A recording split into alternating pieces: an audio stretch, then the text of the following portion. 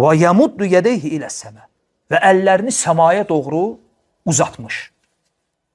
Deyir ki, ya Rabbi, ya Rabbi. Bu iki formada oxuna bilər. Dammə ilə oxunsa, ya Rabbu, ya Rabbu, mənası budur ki, ey Rəbb, ey Rəbb. Amma kəsrə ilə oxunsa, ya Rabbi, yəni ey mənim Rəbbim, ey mənim Rəbbim. Bu özü də duanın ədəblərindəndir. İki yöndən. Birinci o yöndən ki, burada israr var, təkid var. Fikir verin, o kişi dua edərkən necə edir? Peyğəmbər sallallahu aleyhi və səlləm necə təkrarladı? Ya Rabbi, ya Rabbi, ey Rəbbim, ey Rəbbim. Əllərini səmaya qaldırmış Allah. Yəni Allahdan istədiyini təkidlə istəyir.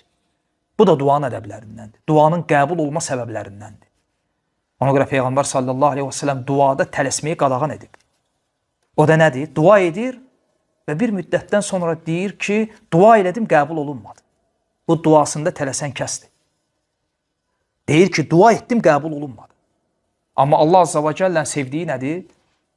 Qulu ondan təkidlə istəyəndə. Və bu xaliq ilə məxluq arasında olan fərqlərdəndir. İnsandan təkidlə istəyəndə o bezir. Allahdan təkidlə istəyəndə o sevir. Əksinə Allah Azza və Cəllə ondan istəməyənə qəzəb edir. Bu da arizə hədisdə varid olur. Və bu duanın qəbul olunma səbəblərindəndir. Və bəzən Allah Azza və Cəllə qulun duasında istədiyi şeyi ona həmən verməməklə, gecikdirməklə, qulun o duasını, o təkidini, o şövqünü ondan görmək istəyir. Və bu kişidə də var. Deyir ki, ya Rabbi, ya Rabbi. Həm bu yöndən, həm də ikinci yön hansıdır? Allaha Rəbb ismi ilə dua etməsi. Bu da duanın qəbul olunma səbəblərindəndir. Ona görə baxın Quranda möminlərin, peyğəmbərlərin duaları, demək olar hamısı Rəbb ismi ilə başlayır. Rabbena atina fid dünya hasenə və fil axirəti hasenə. Rabbena xfirli və li valideyyə və lil müminin. Rabbena la tuzigh qulubana. Rabbena asrif anna azab cəhənnəm. Rabbena hab lana min azvacina və zurriyatina. Hunalika da'a Zekeriya Rabbe. Qale Rabbi habli min ledunka zurriyeten tayyibə. Və sair dualar. Baxın Quranda Allah Azza və Cəllənin zikirlədiyi dualara, həm möminlərin dilindən, həm peyğəmbərlərin dilindən, hamısı demək olar Rəbb ismi ilə başlayır. Və bunun mənası nədir? Çünki Rəbb ismi ilə Allaha dua edəndə burada rububiyyətin əsəri var.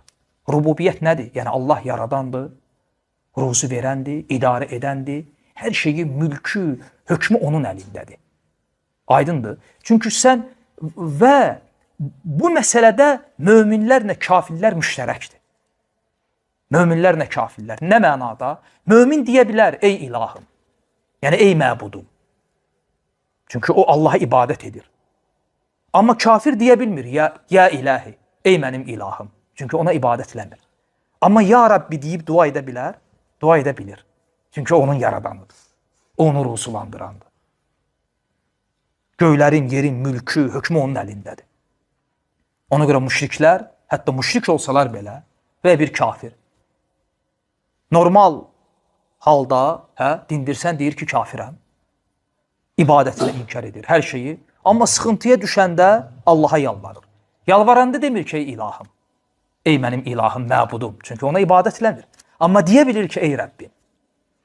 Aydındır. Çünki burada rububiyyətin əsəri olduğuna görə adətən dualar bu cür başlayır və bu duaların qəbul olma səbəblərindəndir. Ona görə bir gün biri Həsən Əl-Basri rahiməhullah'a belə bir sual verir ki, bu doğrudurmu ki, bir qul Allaha ya Rabbi deyərək, ey Rəbbim deyərək, təkid edərək dua eləsə, mütləq Allah qəbul edəcək. Həsən rahimehullah da deyir ki, məgər sən Quran oxumursan və sonra Əli İmran surəsi axırıncı, o son 2 səhifədə olan ayələri zikr edir.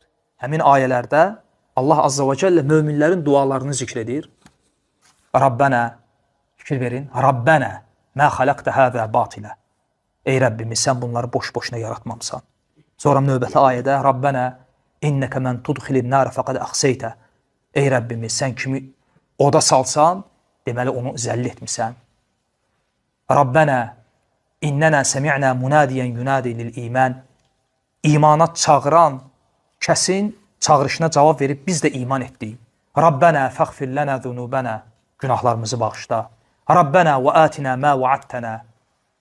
Rəsulların vasitəsilə bizə vəd etdiklərini bizə ver və qiyamət günü bizi zəll etmə.